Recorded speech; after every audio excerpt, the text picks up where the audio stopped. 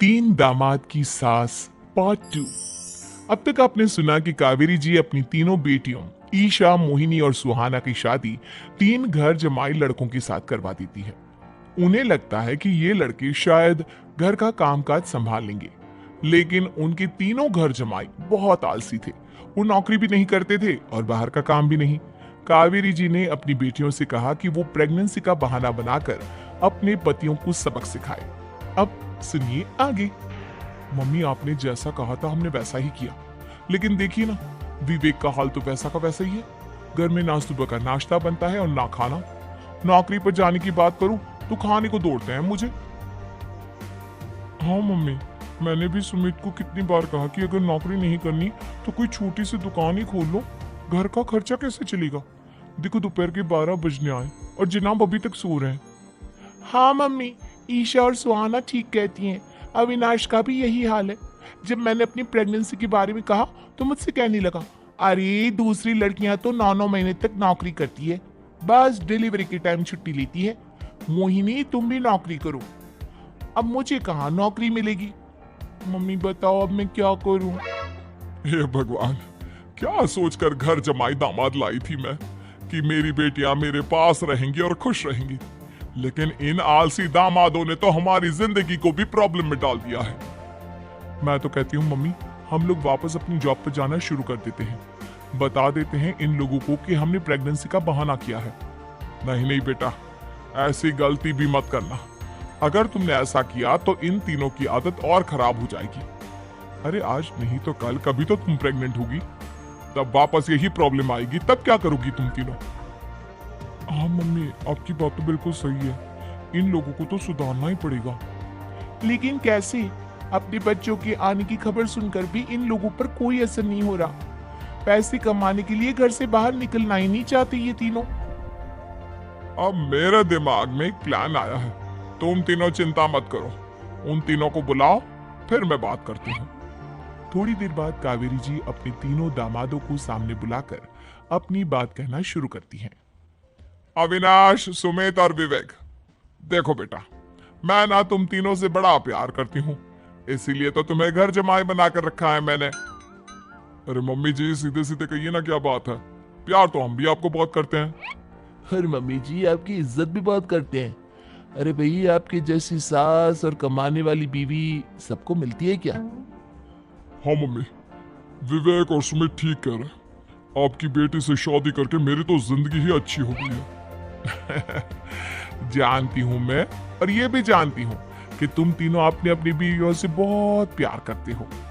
बेटा, बात ऐसी है कि हमारे कुल गुरु ने कहा है कि प्रेग्नेंट होने के बाद मेरी तीनों बेटियां शुरू के 4 महीने हमारे गांव में जाकर रहेगी, जहां मेरे चाचा जी रहते हैं। अरे लेकिन क्यों मम्मी, गांव में जाकर रहने की क्या जरूरत है इन तीनों को? वो क्या है ना बेटा, हमारे परिवार को एक श्राप है। अगर मेरी बेटियों ने यहाँ पर बच्चा पैदा करने की कोशिश की तो उनके बच्चों को कुछ भी हो सकता है। इसलिए अब से लेकर 4 महीने पूरे होने तक इन्हें गांव वाले घर में रहना पड़ेगा। हाँ, तो इसमें प्रॉब्लम क्या है मम्मी जी? हम भी वहां जाकर रहेंगे, पिकनिक बनाएंगे। अरे भाई, बीवी जहाँ हम भी वहाँ। हाँ यार, आइडिया तो बहुत अच्छा है। शहर की जिंदगी में रह रहकर परेशान हो चुके हैं, अब कुछ दिन गांव में बिताएंगे। तुम लोग समझने की कोशिश क्यों नहीं करते? तुम में से कोई भी वहां नहीं जा सकता, और मैं यहाँ रहूंगी ना तुम तीनों के साथ। 4 महीने की तो बात है, उसके बाद ये तीनों ही लौट कर आ जाएंगी। ठीक है मम्मी जी, अब हमारे बच्चों का सवाल है तो ये तो करना ही पड़ेगा। कावेरी अपनी तीनों बेटियों को कुछ दिन के लिए घर से बाहर कहीं दूसरे शहर में रहने के लिए भेजने के बाद, अरे मम्मी जी, बहुत दिन से पिज्जा नहीं खाया, मंगवाइए ना। क्या बताऊं बेटा, पहले तो बेटियां खर्चा दे देती थी क्योंकि उनकी नौकरी थी, लेकिन अब तो मेरे पास पैसे ही नहीं बचे। थोड़े बहुत पैसे हैं जो बच्चों की डिलीवरी में काम आएंगे। लेकिन मम्मी जी, आपकी बेटियों को वापस आने में तो अभी बहुत वक्त बाकी है। वही सोच सोच कर परेशान हो रही हूँ। सोच रही हूँ कल से दूध भी बंद करवा देती हूँ। अब दूध वाले को देने के लिए पैसे भी तो नहीं है ना। अरे नहीं नहीं मम्मी जी, अगर दूध भी बंद करवा दोगी तो मुझे चाय कहाँ से मिलेगी? और चाय के बिना मैं तो मर ही जाऊंगा। क्या करूं बेटा, इसके अलावा हमारे पास कोई ऑप्शन नहीं है। मेरे पास पैसे ही नहीं बचे। इस तरह कावेरी जी धीरे धीरे अपने तीनों दामादों को पैसे देना बंद कर देती हैं और घर में खाने पीने की चीजें लाना भी बंद कर देती है। अब वो तीनों बुरी तरह से परेशान होने लगे। एक दिन तीनों प्लान करके घर से बाहर निकलते हैं और बाजार में जाने के बाद, यार अच्छा खाना खाए हुए कितने दिन हो गए, पता नहीं कब अच्छा खाना मिलेगा। हमारी बीवियों के जाने के बाद तो हमारी हालत भिखारियों जैसी हो गई है यार। कुछ भी हो, मुझे तो आज पिज्जा खाना ही खाना है।